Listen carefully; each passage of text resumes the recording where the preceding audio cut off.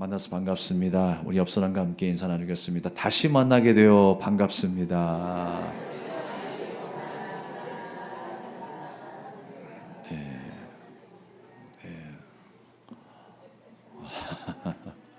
네, 먼 곳을 또 다녀오신 분들도 계실 것입니다. 또한 큰 사고를 만나신 분들도 있을 겁니다. 여러 가지 일들 속에서 우리가 지내다가 환경 속에서 지내다가 이렇게 다시 만나게 된 것 참으로 감사한 일이라 생각합니다. 이 기쁨과 이 감사를 하나님 앞에 영광으로 돌립니다. 오늘 사공의 뜻대로 하라라는 말씀의 제목을 함께 은혜를 나누고자 합니다. 사람의 말이라고 하는 것은 너무 중요하다라는 것 우리가 잘 알고 있죠. 우리가 생각할 때에 사람의 말은 내가 뱉어내는 동시에 소멸된다고 생각할 때가 많이 있습니다. 그러나 그 말은 소멸되지 않습니다. 어느 누군가에게 기억으로 새겨지기 마련이죠. 그래서 우리가 이 말을 할 때에 사람을 죽이는 말이 아니라 살리는 말을 해야 되죠. 주님의 덕을 선전케 하는 입술이 되어야 할 줄로 믿습니다. 말은 절대로 공기 중에 사라지지 않습니다. 기억 속에 새겨진다라고 했어요. 그래서 전도서 5장 2절 말씀에도 급한 마음으로 말하지 말라라고 말씀합니다. 급하게 말하지 말라라는 거예요. 생각해서 지혜롭게 하나님이 어떤 말을 기뻐하실까? 여러분, 왜 이 말이 참 중요하다고 생각되나요? 왜 말이 중요할까요? 그 말은 우리 온 몸을 다스릴 수 있기 때문에 그렇습니다. 오늘 굴레를 씌운다라고 했어요. 이 말이 우리의 온 지체들을 통제하는 거예요. 다스리게 되는 거예요. 그러다 보면 어떻게 됩니까? 우리의 말의 실수 때문에 상대방이 상처를 받을 수 있습니다. 더 심하게 말씀드리면 하나님의 뜻을 가리는 일까지, 하나님의 영광을 가리는 일까지 갈 수 있다라는 거예요. 그렇다면 여러분, 특정한 사람만 말에 실수가 있을까요? 오늘 말씀의 본문에 의하면 특정한 사람만 말에 실수가 있는 게 아니에요. 누구나, 우리 모두가 말에 실수를 가지고 있어요. 내 생각과 내 지혜로는 항상 실수하게 되어 있습니다. 그러면 여러분, 누구의 도우심이 필요합니까? 하나님의 도우심이 필요한 거예요. 오늘 야고보서의 말씀을 통해서 다시 한번 우리의 신앙생활의 그 온전함을 말씀하고 있는데요. 우리가 어떻게 온전해질 수 있을까? 우리가 주님을 인격적으로 만난 자라면 어떤 삶으로 우리가 살아가야 할까? 우리가 다시 한번 생각해보는 오늘 이 시간이 되기를 주님의 이름으로 축원합니다. 철학자였던 하이데거는 아주 유명한 말을 남겼습니다. 말은 존재의 집이다. 쉽게 해석이 안 되겠죠. 말은 존재의 집이다. 내가 뱉어내는 이 말이 나의 인격이라는 거예요. 나의 전부를 대변할 수 있는 존재와 같다라는 것입니다. 그러니까 참 말을 잘해야 되겠죠. 왜냐하면 허투루 했다가 내가 말하는 것으로 다른 사람이 나의 전부를 평가할 수 있기 때문에 그렇습니다. 야, 저 사람은 저런 말만 하는 사람이구나. 저 사람은 저렇게 수준 이하의 말만 하는 사람이구나. 부정적인 말만 하는 사람이구나. 은혜는 온데간데 없구나. 하나님의 마음은 온데간데 없구나. 이렇게 평가할 수 있거든요. 그러니까 우리는 말을 조심해서 해야 되는 것입니다. 말은 존재의 집이라고 했어요. 여러분, 두 가지로 우리가 설명할 수 있을 것입니다. 존재의 집. 내 마음에 있는 것이 내 말로 나오는 거예요. 그러니까 이 말은요, 사운드로 끝나는 게 아니에요. 소리로서만 그냥 소멸되는 것이 아닙니다. 내 마음이 그냥 흘러나오는 거예요. 그리고 또 한 가지 무엇입니까? 우리가 정말 합당한 말들은 사람과 사람과의 관계를 이어줍니다. 사람과 사람과의 관계를 이어주게 되면서 집을 형성하는 거예요. 새로운 공간을 형성해요. 성령께서 우리 가운데 임하심으로 우리가 주님 안에 연결되어서 하나님이 임재하실 만한 처소가 되지 않았습니까? 성전으로 지어져 가는 것. 그것이 바로 성령 안에서 이루어진 일입니다.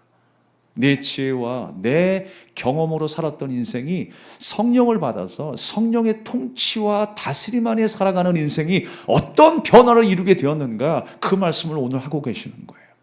날마다 여러분 성령 충만하시기를 주님의 이름으로 축원합니다. 성령 충만함이 무엇입니까? 내 안에 하나님의 생각으로 꽉 차 있는 거예요. 하나님의 생각으로 꽉 차 있는 거. 내가 은사를 받지 않아도, 내 안에 특별한 일이 일어나지 않아도 어느 순간에 내 안에 하나님의 말씀으로 꽉 차 있어요. 주님이 기뻐하시는 일들로, 말들로 꽉 차 있어요. 바로 그 모습이 성령 충만한 자의 모습인 줄로 믿습니다. 그래서 여러분, 말은 존재의 지피, 너무너무나 중요한 거예요. 허투루 할 수 없다라고 하는 것입니다. 사랑하는 여러분, 여전히 우리에게는요, 말에 실수가 있어요. 오늘 말씀에도 2절에 우리가 다 실수가 많으니, 우리는 다 실수가 많다라는 거예요.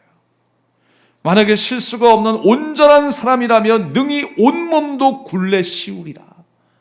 여러분, 우리가 실수가 없는 말을 하는 사람이라면 우리의 온몸이 그 말로 인해서 지배를 받게 될 것입니다. 그러나 여전히 실수하는 입술을 가지고 살아가면 우리의 온몸은 여전히 썩어져 있는 거예요. 말만 번지르르 하면 뭐합니까?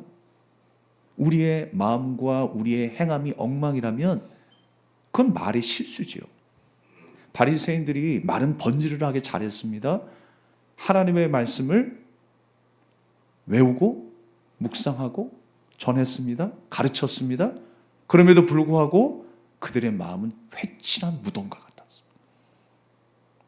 안과 박이 달랐다라고 하는 것입니다. 오늘 야고보 사도가 오늘 우리에게 전하는 말씀은 무엇입니까? 선생이 많이 되지 말라라고 이야기하고 있어요. 아니, 선생이 많으면 좋은 거 아니에요? 가르치는 자가 많은데 얼마나 좋습니까? 안타까운 것은 우리 베델교회의 교사 선생님들이 점점 없어지고 있어요. 아니, 지금 몇 명 남아있지 않습니다. 제가 간절히 부탁드리고 싶은 거는 여러분들이 헌신자가 되어 주십시오. 내가 뭔가를 많이 알아서가 아니에요. 내가 받은 게 있기 때문에, 내가 받은 은혜가 있고 사랑이 있기 때문에 섬긴다라고 생각하셨으면 좋겠습니다. 아이들을 가르칠 교사가 없는데 아이들이 올 것이다라고 생각하는 것은 착각이겠죠. 사랑하는 여러분, 힘들고 어려운 거 다 압니다. 바쁘고 분주한 거 다 알고 있습니다. 100에 하나 바쁘지 않은 사람이 없을 거예요. 삶의 고초를 경험하지 않은 사람이 없을 거예요. 그러나 여러분, 헌신해 주십시오. 주님의 마음으로 섬겨주시기를 부탁드리겠습니다. 교사가 많이 있는 것 참 좋은 일이에요. 그런데 오늘 야고보 사도는 뭐라고 이야기합니까? 선생이 많이 되지 말라라고 이야기합니다. 그 당시에 선생은 존경받는 위치에 있었던 사람이었죠. 그런데 너도 나도 하나님의 말씀을 가르치고 교훈을 가르치면서 자기가 선생 된 줄 알고 어깨가 으쓱했어. 삶은 그렇지 않은데, 마음의 중심은 그렇지 않은데 겉으로 말만 번지르르하게 전하는 자가 되었어요. 저도 이 자리에 서서 말씀을 전할 때마다 큰 영광과 동시에 큰 부담을 함께 느끼고 있습니다. 사실 그렇잖아요. 제가 100을 전한들 100을 다 실천하며 살아가겠습니까? 저도 인간이죠. 그래서 저도 하나님의 말씀 앞에 서는 거예요. 이 지금 선포되어지는 이 말씀 앞에 서서 들어야 하는 저인 것입니다. 제가 완벽한 사람이 아니에요.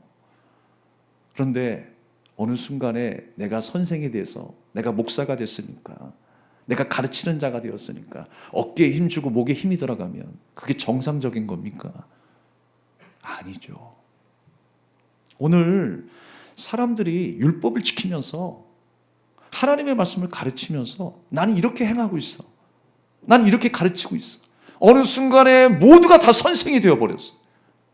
어느 순간에 모두가 이제 어깨에 힘이 들어가 있어.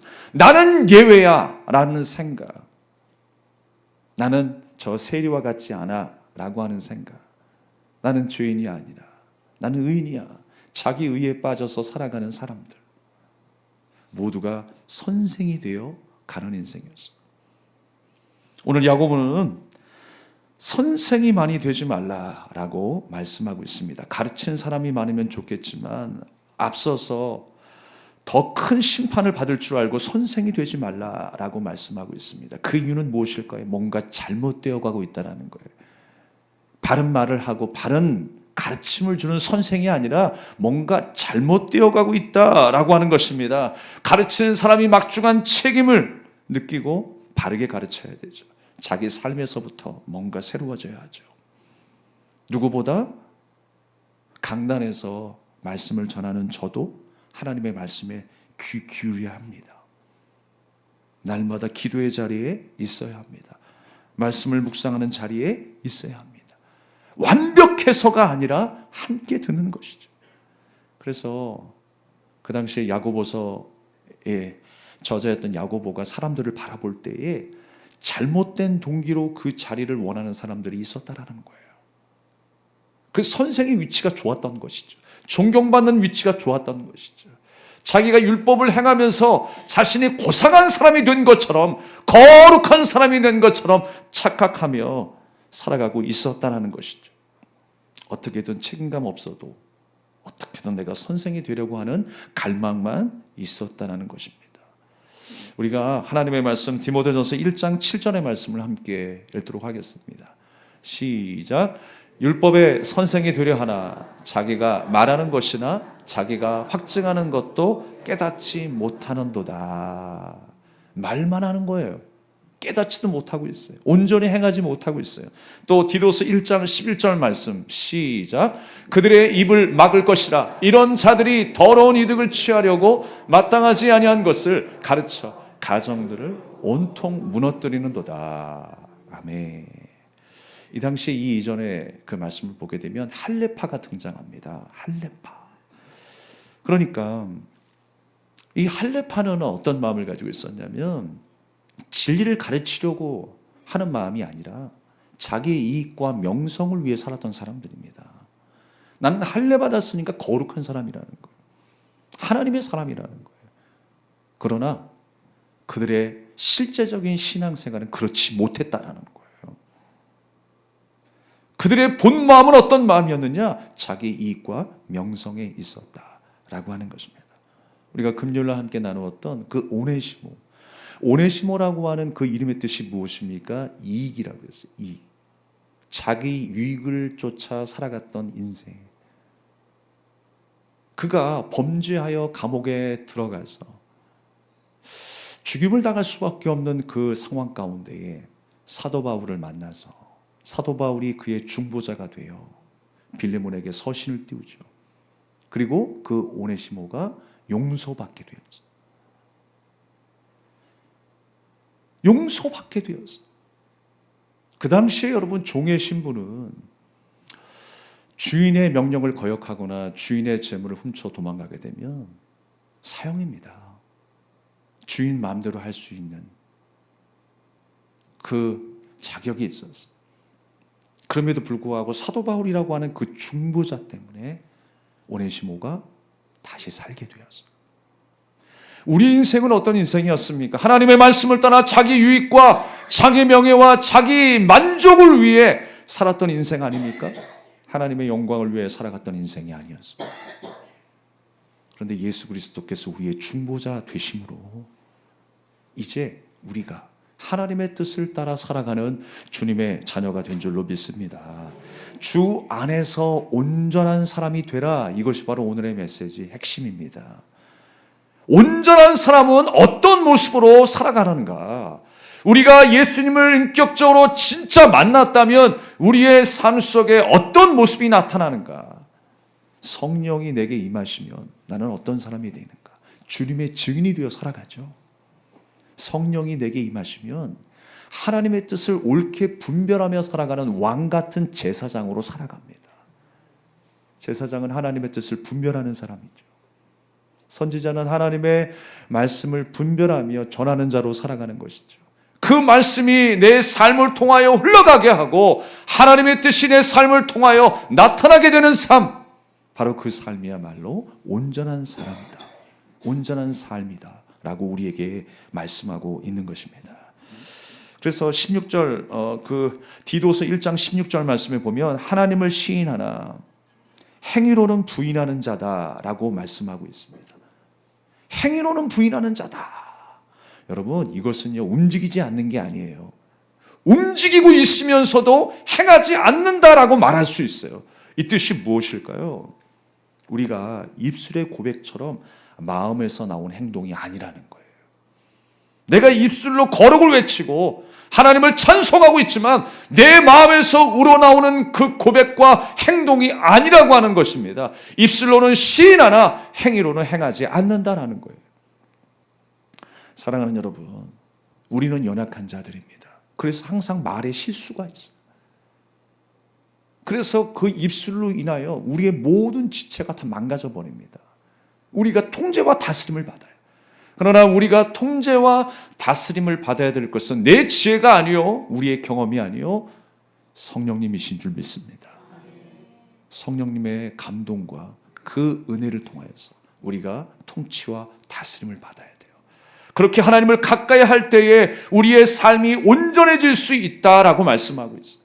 그래서 여러분, 우리가 구해야 될 기도 제목은 무엇이냐면, 내가 무엇도 필요하고 무엇도 필요한 거 다 중요하겠지만 성령님을 구하는 기도예요. 주님, 나의 주인 되시고 나의 왕이 되어주시고 나의 목자가 되어주셔서 나의 삶을 인도하여 주시옵소서. 성경에 나타난 여러분 구하라고 하는 말씀은요, 다른 거 구하라는 게 아니에요. 성령을 구하라는 거예요. 구하라 그리하면 주실 것이오라고 말씀하셨습니다. 성령을 구할 때에, 먼저 그의 나라와 그의 의를 구할 때에 그리하면 이 모든 것을 너에게 더하시리라고 말씀하시죠. 우리에게 시급하게 필요한 것은 성령님입니다.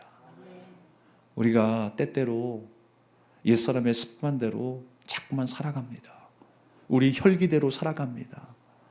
하나님의 말씀과 지혜가 중심이 되어 살아가는 것이 아니라 내 욕심과 내 교만이 중심이 되어 그렇게 살아갑니다. 그랬을 때 우리는 또 실수하는 거예요. 그랬을 때 우리의 말이 다른 사람에게 또 상처가 되는 거예요. 그러나 날마다 성령 충만하시길 바랍니다. 하나님의 말씀이 흐르고 넘치고 넘쳐서 우리 입술을 통하여 우리의 삶의 모습을 통하여 하나님의 자비와 그 사랑과 은혜가 넘치도록 흘러가기를 주님의 이름으로 축원합니다. 맞습니다, 여러분. 하나님의 말씀이 우리 입술을 통하여 흘러가게 해야 돼요. 내 안에서 넘쳐나야 되는 것입니다. 생수의 강이 넘치듯이 하나님의 마음으로 우리 안에 하나님의 말씀이 충만해야 될 줄로 믿습니다. 사랑하는 여러분, 행동을 잘 이행하면서 난 이제 다 갖추었다라고 생각하는 사람 반드시 실수하게 되어 있습니다. 난 이렇게 신앙생활을 했으니까 주일도 지켰고 헌금도 하였고 기도 생활도 했고 나는 구역 예배도 드렸으니까 나는 할 것 다 했어. 나는 이제 갖출 것 다 갖추었어. 그래서 나는 온전하다? 그렇지 않습니다. 우리는 또 실수합니다. 또 다른 사람의 마음을 아프게 할 것입니다. 이렇게 바리새인들처럼 율법만 행하는 자기 의에 빠진 사람처럼 살 것이 아니라 오늘도 성령님의 도우심이 필요합니다. 하나님, 내가 해야 할 말을 가르쳐 주시고 내가 감당해야 될 그 일들 가운데 믿음으로 헌신할 수 있는 우리의 삶이 되게 해달라고 기도하는 여러분 되시기를 바랍니다. 그래서 우리는 주 안에서 온전한 사람이 되어야 돼요. 주님의 통치와 다스림 속에 살아가는 하나님의 백성 아닙니까? 우리가 그렇게 부름을 받았어요. 오순절 마가 요한의 다락방에 임하였던 그 성령의 역사로 말미암아 교회가 탄생하지 않았습니까? 예수 그리스도의 그 피의 십자가 공로로 말미암아 교회, 곧 성도가 탄생하는 거예요. 그 교회가 여러분입니다.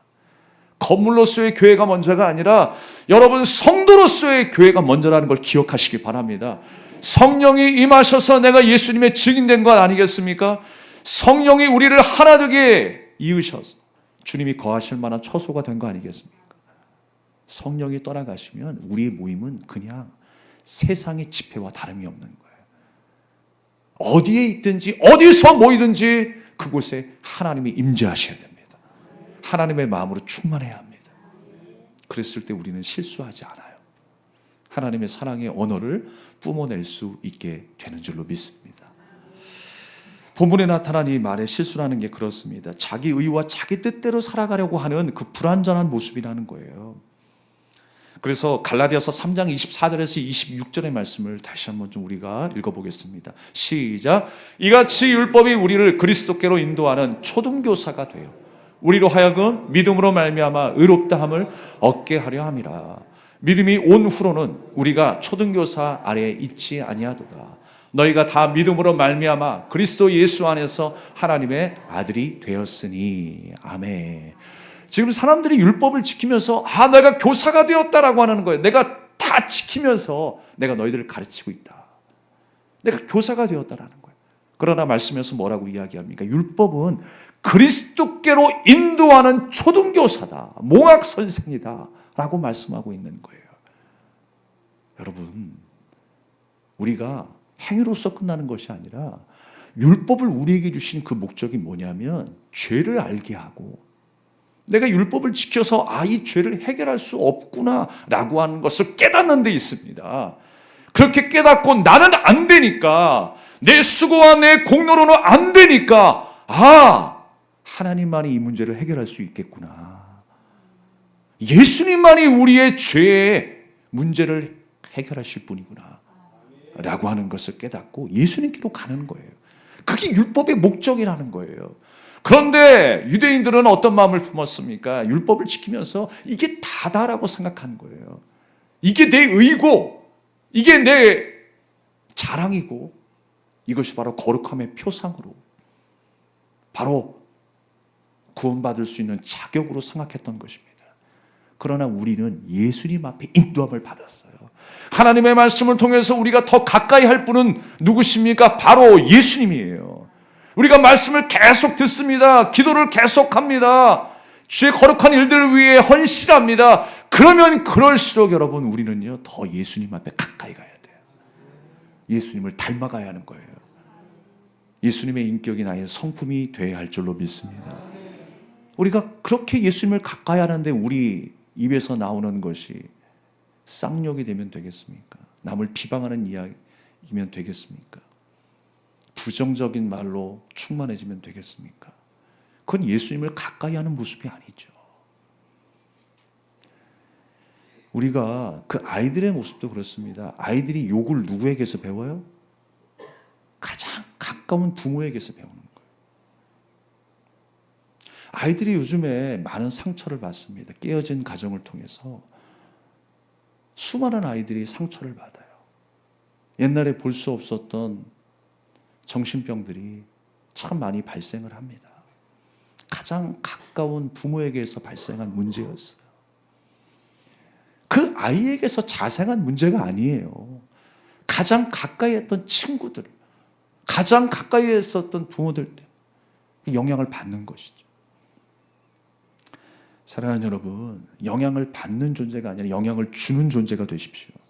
우리가 성령을 통하 영향을 받고 우리가 그 영향력을 행사하는, 사람을 억누르는데 내 말이 사용되는 것이 아니라 사람을 잘 섬기는 일에 내 말이 사용되어질 수 있기를 주님의 이름으로 축원합니다. 그렇습니다, 여러분. 우리가 이 말의 실수라고 하는 것이 더 생각해 보면 어떤 습관이나 예의의 문제가 아니에요. 사람들이 너도 나도 내가 율법을 해가면서 마치 선생이 된 것처럼 그 불완전한 모습 가운데의 사람들을 가르치는 게 문제였다라는 거예요. 그들의 마음은 온전히 선생이 되어 있지 않으면서 하나님의 제자가 말씀에 순종하는 종이 되어 있지 않으면서 그 입술로는 그렇게 외치고 있는 거예요. 오늘 2절의 말씀에 우리는 다 실수가 많으니 그랬어요. 우리는 다 실수하고 살아가는 사람들입니다. 우리의 경험으로만, 이 땅의 죄로만 살아가면 우리는 반드시 실수하는 사람들이라는 거예요. 아무리 논리적으로 이야기하고 많은 지식이 있고 고상한 말을 했던 사람이라도 어느 순간에 실수하죠. 저라고 실수 안 합니까? 제가 예전에 함께 동역했었던 전호사님 한 분을 만난 적이 있습니다. 청소년 집회를 준비하기 위해서 며칠 동안 함께 만나서 대화를 나누다 보니까 마음이 편해지는 거예요. 처음엔 어려웠지만 마음이 편해지다 보니까 이런 농담 저런 농담을 주고받게 됩니다. 그러다가 제가 하지 말아야 될 말을 했어요. 공개하지 않겠습니다. 저도 모르게 무심코 그 전사님에게 한마디 뱉었는데, 저는 재밌으라고 뱉었는데 그것이 그 사람에게는 큰 상처가 되는 거예요. 갑자기 그렇게 말이 많으셨던 분이 말수가 적어졌어요. 저하고 대화를 안 하려고 해요. 제가 그 집회 내내 얼마나 마음이 무거운 줄 아십니까? 그 뒤로도요, 그 전사님 얼굴만 보면 너무 마음이 막 힘들어지는 거예요. 그래서 나중에 그 전사님에게 제가 찾아가가지고 사과를 했어요. 전사님, 제 본 마음이 아니었습니다. 죄송합니다. 다시는 그렇게 이야기하지 않겠습니다. 라고 사과를 드렸어요. 그 이후에 마음이 얼마나 편해지든지요, 세상을 다 얻은 것 같더라고요. 야, 이게 용서받은 마음이지. 예. 사랑하는 여러분, 우리는요 얼마든지 실수할 수 있습니다. 우리 자체로는요 실수투성이에요. 실수 안 할 사람이 어디 있겠습니까? 말이 많아지면요 실수하고요, 또 조금만 우리가 방심하면 우리가 실수하게 됩니다. 그래서 내 지혜로는 안 된다라는 거예요. 오늘 말씀으로 돌아가면 17절에 이런 말씀이 있습니다. 오직 위로부터 난 지혜라고 이야기를 해요. 첫째, 성결하고 다음에 화평하고 관용하고 양순하며 긍휼과 선한 열매가 가득하고 편견과 거짓이 없나니 화평하게 하는 자들은 화평으로 심어 의의 열매를 거두느니라 라고 말씀하고 있습니다. 이 땅의 지혜가 아니라 하늘의 지혜를 받은 자가 이렇게 열매를 맺으며 산다라는 것입니다. 어디에서 나온 지혜요? 하늘에서 나온 지혜. 그래서 골로새서 3장과 이 말씀은 맥을 같이 하고 있어요. 위의 것을 찾으라는 거예요. 위의 것을. 우리가 이 땅에 내 지혜와 내 뜻대로 내 유익과 내 만족을 위해 살아가는 것은 언제든지 항상 불안해질 수 있습니다. 실수할 수 있습니다. 남에게 상처가 될 수 있습니다. 교회에 덕을 끼치지 못할 수 있습니다. 그러나 성령 안에서의 우리의 삶은, 우리의 말은 온전해질 수 있다는 거예요. 여러분, 날마다 성령님을 구하는 여러분 되길 바랍니다. 이제 앞으로 여러분의 간절한 그 1순위의 기도 제목이 무엇이냐? 날마다 내가 해야 할 기도가 무엇이냐? 성령님, 나와 동행하여 주시옵소서. 성령님, 나의 언어를 주장하여 주시옵소서. 나의 마음과 나의 행함 속에 간섭하여 주셔서 하나님의 그 다스림 안에 살아가게 하옵소서. 그래서 하나님의 뜻이 우리의 삶 가운데 이루어지게 하옵소서. 여러분, 그것이 진정한 복인 줄로 믿습니다. 그리하면 우리가 구한 모든 것 더하게 하실 줄로 믿습니다. 그렇습니다, 여러분. 우리가 온몸도 굴레 씌운다라고 했어요. 우리의 말 한마디 때문에 그 말이 우리의 몸 전체를 지배하게 되는 겁니다. 우리 신앙생활도 영향을 받습니다. 그러니까 우리의 말이 세상의 말이 아니라 성령의 언어로 바뀌어야 되는 거예요. 하나님의 말씀으로 꽉꽉 채워져서 툭 건드리면 그냥 하나님의 말씀이 튀어져 나와야 되는 거예요. 그래서 건드리면요, 욕이 나오지 않냐고, 불평이 나오지 않냐고, 예수가 나와야 돼요. 예수 천당, 예수가 나와야 돼요. 그렇게 날마다 예수님을 품고 살아가는 여러분 되시기를 주님의 이름으로 축복합니다. 여러분, 이 온몸에 굴레 씌운다라고 하는 이 의미는 어떤 뜻이냐면 재갈 물린다라는 뜻이 있습니다. 통제받는 것이죠. 예전에는 저도 이 말씀을 어떻게 이해했냐면 입에다가 자갈을 물리는 줄 알았어요. 재갈 물리는 거는요, 자갈이랑 틀립니다. 자갈이 아니라 재갈 물린다라는 것은 말을 하지 못하게 하는 거예요. 손을 써야 되는데 손을 통제해서 결박해 버리는 거예요. 꼼짝도 못하게 하는 것이 재갈 물린다라는 거예요. 자갈이 아니라. 여러분, 어떻게 자갈을 물리면 호흡을 할 수 있겠습니까? 테이프로 입을 봉해서 통제해 버리는 거예요. 그러니까 온몸에 굴레를 씌운다라고 하는 것은 무엇입니까? 내가 성령 안에서 온전한 사람이 되어서 내 언어도, 내 행동도, 내 마음가짐도 다스림을 받아야 한다라는 거예요. 주님의 통제 속에, 주님의 다스림 속에 살아야 한다라고 하는 것입니다. 사랑하는 여러분, 이 말씀을 잘 이해하시기 바랍니다. 야, 교회 갔더니 가스라이팅 하더라. 통제, 다스림 얘기하니까 가스라이팅으로 착각해가지고, 야, 목사가 말이야, 하나님의 말씀으로 강하게 이야기하면서 이렇게 해야 돼, 저렇게 해야 돼. 여러분, 이게 사람의 말입니까? 하나님의 말씀으로 받으십시오. 하나님의 말씀 앞에 내가 통제 받고 다스림 받아야 하는 거예요. 하나님의 말씀이 나를 온전하게 하기 때문에 그렇습니다. 주님 말씀이 아니면 나는 온전해질 수 없기 때문에 그렇습니다. 하나님을 떠나서는 자기 유익을 위하여 떠난 인생은 온전할 수 없기 때문에 그렇습니다. 둘째 아들을 통해서 온전하지 않다는 걸 보여주셨잖아요. 주님을 떠나서 방황하는 인생은 세상을 다 가진 것 같아도 결국 망하게 된다는 것을 예언선을 통해서 우리에게 보여주셨잖아요. 이스라엘이 어떻게 하나님을 떠날 수 있습니까? 하나님의 백성으로 우리의 아버지 되시고 우리의 왕이신 하나님의 말씀을 들어야 될 그 정체성을 가진 백성들 아닙니까? 하나님을 떠나서는 아무것도 할 수 없는 거예요. 우리 그리스도인들의 정체성은 무엇입니까? 하나님을 찾아야 하는 거예요. 날마다 하나님을 찾아야 되는 거예요. 아까 전에 한 전사님이 찬양 인도하시면서 그런 멘트를 하셨죠. 케이블카 안에 아이가 적은 기도 제목, 주님, 케이블카에서 떨어지지 않게 해달라고. 그 순간에도 하나님을 찾아야 되는 거예요. 어린아이와 같이 아니면 결탄코 천국에 들어갈 수 없느니라. 왜 그렇습니까? 부모를 찾거든요. 내 힘으로 내 뜻대로 안 된다니까 찾지요. 도움을 요청하는 거예요. 우리가 뭐가 잘났다고 어떤 힘이 있어서 어떤 지혜가 있어서 내 뜻대로 살아갑니까? 여러분, 하나님 찾지 않고는 살아갈 수 없는 인생입니다. 은혜 아니면 살아갈 수 없는 인생입니다. 그래서 하나님 찾아야 되는 거예요. 성령을 구하고 성령 안에서 우리가 어떻게 말해야 할지, 어떻게 행해야 할지, 어떻게 내가 하나님 앞에 쓰임받아야 될지 간구하며 살아가는 저와 여러분 되기를 주님의 이름으로 축원합니다.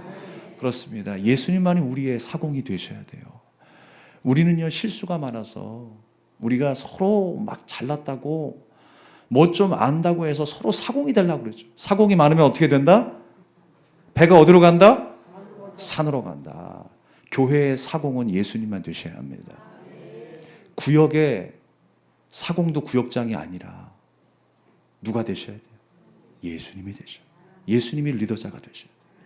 예수님이 뜻하시는 대로 우리가 그냥 따라가는 각자의 제자의 모습으로 살아가야 할 줄로 믿습니다. 찬송가 462장, 우리가 잘 아는 찬송인데요,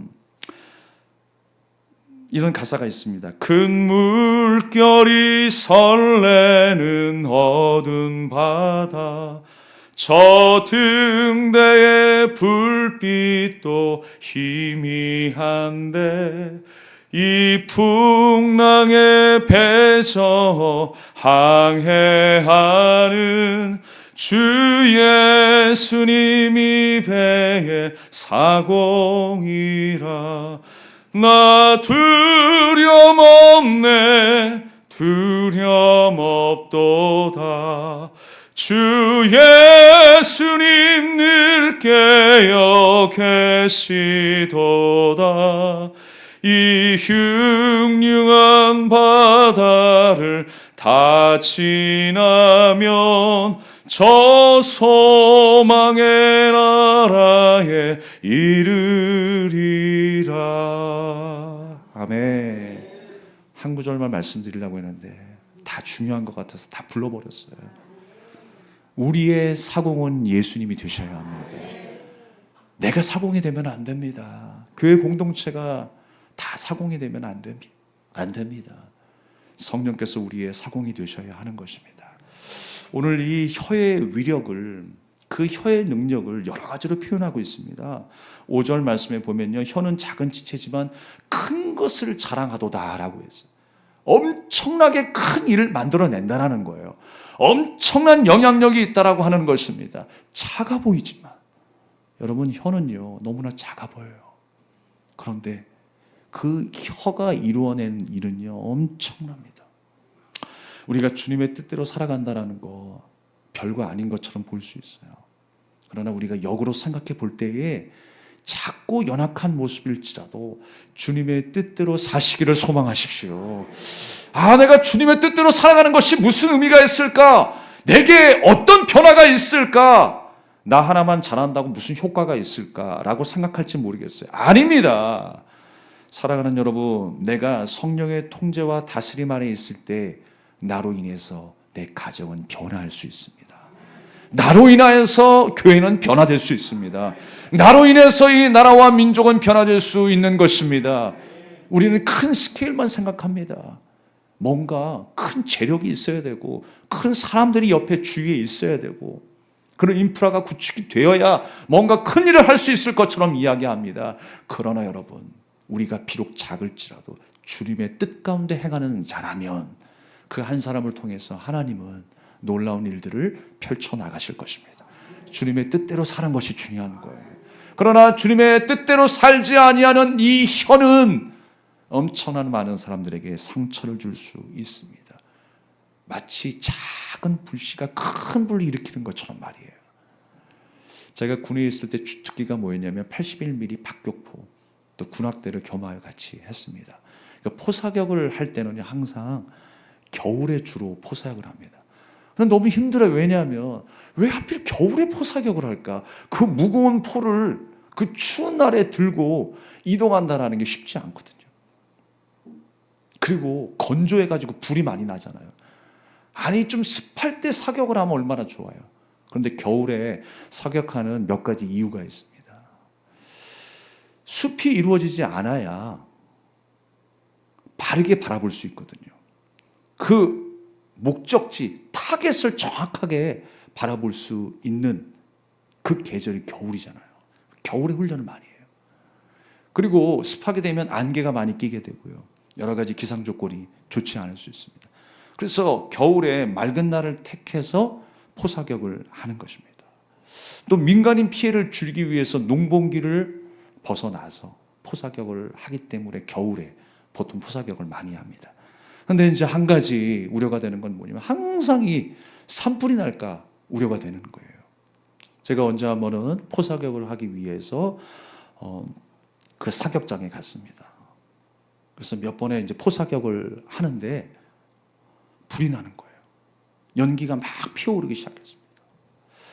야, 큰일 났다. 그래서 막 전 군대가 다 올라가가지고 그 불을 진압했습니다. 그리고 이제 다 끝났겠지라고 생각하고 이제 다 안심하고 내려왔어요. 근데 갑자기 저쪽 한쪽에서 소리가 나기 시작한 거예요. 야, 불이 났다, 불이야! 라고 이야기를 하는 거예요. 장난치는 줄 알았어요. 그런데 진짜 연기가 또 피어오르더라고요. 다 껐다고 생각했는데 작은 불씨가 남아가지고 바람이 부니까 그 불씨가 살아나가지고 산불이 막 어마어마하게 또 번지기 시작하는 거예요. 또 어떻게 하겠습니까? 다시 올라갔죠. 그 거리가 뭐 지금 생각하니까 한 봉화산 정상 높이 정도 돼요.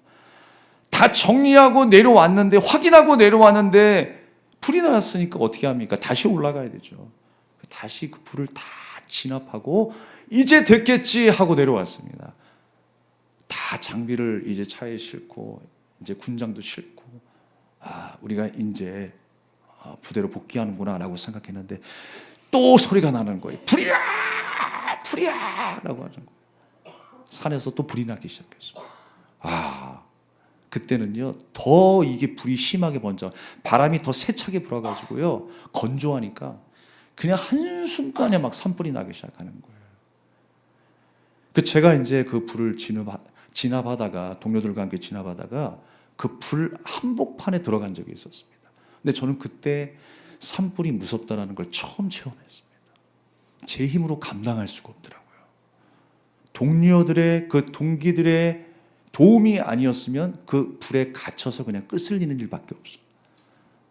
아무리 그 벽을 뚫고 헤쳐나오려고 해도 점점 그 벽이 높아지고 강해지니까 어떻게 할 수가 없는 거예요. 그래서 동료들과 함께 그 산불을 진압하고 한참을 또 기다렸어요. 그 자리에서 1시간 동안 머물렀어요. 불씨가 완전히 다 진압이 되었는지 확인하고서야 1시간 뒤에 그 산에서 내려올 수 있었습니다. 그리고 그 뒤로는 불났다는 소식을 듣지 못했어요. 혀라고 하는 것이 그렇습니다. 작은 불씨와 같지만 엄청난 그 영향력을 파생한다라고 하는 것입니다. 그래서 오늘 6절 말씀처럼 이 불이, 이 혀가 삶의 수레바퀴를 불사른다라고 말씀하고 있습니다. 잘못된 말 한마디가 관계를 깨뜨리고 평생의 후회를 남기게 되고, 혀는 불완전해서 언제든지 사람을 죽일 수도 있다라고 하는 생각, 우리가 항상 기억해야 한다는 것입니다. 그 사르는 것이 지옥불에서 난다라고 말씀하고 있어요. 그러니까 잘못된 이 말의 실수는 무엇이냐? 사단의 도구가 될 수 있다는 사실을 기억해야 합니다. 여러분, 이 말은요, 하나님께서 창조하실 때 사용하셨던 말씀입니다. 이 도구가 사람을 살리는 도구가 되기를 축복합니다. 사람을 죽이는 말이 아니라, 상처를 주는 말이 아니라 사람을 살리는 말이 되어야 한다는 것입니다. 오늘 8절 말씀에 말은 많아질수록 실수를 낳기 마련입니다. 좀처럼 길들여지지 않지요. 내 지혜와 지식이 그렇게 항상 실수하기 마련이라고 하는 것입니다. 그래서 내 지혜와 내 능력으로는 안 된다는 거예요. 오늘 야고보서 말씀은 계속해서 이 한 입에서 두 가지가 나올 수 없다라고 말씀하고 있습니다. 한 입에서 하나님을 찬송하는 소리가 나올 수 없고, 그 찬송하는 소리와 저주하는 소리가 동시에 나올 수 없다라고 지적하고 있습니다. 우리가 늘상 바리새인을 욕하지만 실상 주님의 다스림 안에 살지 않는 우리의 모습이 이렇게 불완전합니다. 하나님을 찬송하면서도 교회 문 밖에만 나가면 비방하고 부정적인 이야기하고 상처 주는 말하는 것이 우리의 모습 아닙니까? 이렇게 연약한 모습이라는 거예요. 그러나 오늘 16절, 17절, 18절의 말씀처럼 사람의 지혜대로, 이 땅의 지혜대로 살아가는 것이 아니라 하늘로부터 내려오는 그 성령의 지혜로 다스림을 받아 옳게 말하고 옳게 행동하고 주님의 덕을 선전케 하는 저와 여러분이 삶이 되어야 할 줄로 믿습니다. 그래서 우리가 날마다 구해야 될 것은 뭐다? 성령 충만이다. 다시 한번 따라하겠습니다. 날마다 구해야 할 기도 제목은, 다시 한번, 날마다 구해야 할 기도 제목은 성령 충만합니다. 성령 충만합니다. 할렐루야. 말씀을 정리하도록 하겠습니다. 말과 행위가 달라졌다고 해서 그 사람 전체가 다 바뀐 것은 아닐 겁니다. 불완전한 인간은 언제든지 또 틀어질 수 있습니다. 그러나 우리가 또한 성령을 구하고 주님의 다스림과 통치 아래 살아가게 될 때에 우리 안에 진정한 변화는 시작되는 줄로 믿습니다. 우리의 모든 삶은 온전해질 수 있다라고 하는 것입니다. 교만한 나를 내려놓고 성령의 도우심을 간구하십시오. 내 뜻과 계획을 내려놓고 주님의 뜻에 순종하시기를 주님 앞에 결단하십시오. 주님 안에 거하고 주님의 통치와 다스림 안에 살아가기를 소망하십시오. 사랑하는 여러분, 우리는 주님의 핏값으로 성령 안에 세워진 교회들입니다. 성도들입니다. 이제 우리의 사공은 예수님이 되셔야 합니다. 예수님이 우리의 삶을 운행하시고 다스리시는 온전한 그리스도인의 삶이 되시기를 축원합니다. 우리가 함께 찬양하며 기도하겠습니다.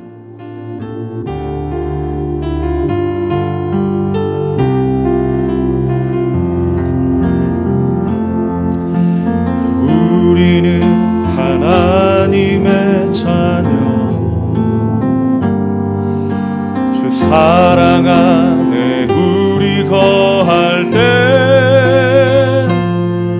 주님 나를 사랑하신 것 같이 우리도 서로 사랑할 수 있네. 우리는 주의 몸된 교회, 모든 지체가 하나 될 때 예수님의 마음을 닮아가며 고통과 즐거움 함께 나누네. 하나님 안에서 우리 서로 이어져 주가 거하신 성전이 되네. 똘 되신 예수와 하나 되게 하신 성령 안에 함께 지어져 가네. 우리는 하나님의 자녀, 우리는 하나님의 자녀. 주 사랑하네, 주 사랑하네. 우리 거할 때 주님 나를 사랑하신 것 같이 우리도 서로 사랑할 수 있네. 우리는 주의 몸된 교회, 우리는 주의 몸된 교회. 할렐루야. 모든 지체가 하나 될 때, 모든 지체가 하나 될 때 예수님의 마음을 닮아가며 고통과 즐거움 함께 나누네. 하나님 안에서 하나님 안에서 우리 서로 이어져 주가 거하신 성전이 되네. 모퉁이 돌 되신 예수와 하나 되게 하신 성령 안에 함께 지어져 가네. 하나님 안에서 우리 서로, 하나님 안에서 우리 서로 이어져 주가 거하신 성전이 되네. 모퉁이 돌 되신 예수와 하나 되게 하신 성령 안에 함께 지어져 가네. 우리 말씀 기억하면서 합심하여 기도하기를 원합니다. 우리가 어떻게 부름을 받았습니까? 성령 안에서 부름을 받았습니다. 성령의 통치와 다스림 안에 살아갈 주님의 제자로 부름을 받았습니다.